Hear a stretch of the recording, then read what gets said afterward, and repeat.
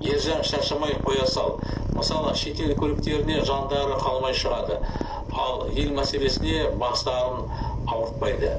Енді ел мәселесінің бастарын ауыртпайтынын мен соқыр емеспін, көріп тұрмын.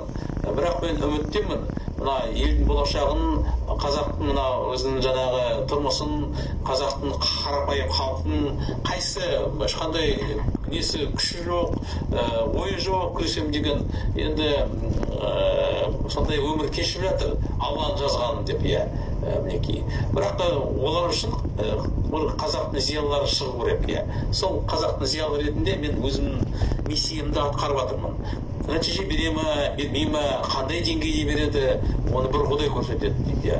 Сондықтан мен өзім қолымнан не келеді, мен жұмыс жасап жатырмын. Мен көзім жетіп тұр, мен қай болса да жұмысым жай емес, нәтиже береді. Адамдар, мен бірінші сананы өзгерту керек. Мінекей. Сана өзгерсе, сосын ол өзі жемісін береді. Менің сөздерім дән. Амна мен сынға салып жатқандарым көпті сөздері қоқыс. Мінекей. Мен нан еккен кезінде, мен білемін, қалай еккенде дәнді қоқыстан айыру керек. Мен мамандырылған кәсіпкермін бұл жерде. Саясатқа да қатысы бар, мұндай технологиялар.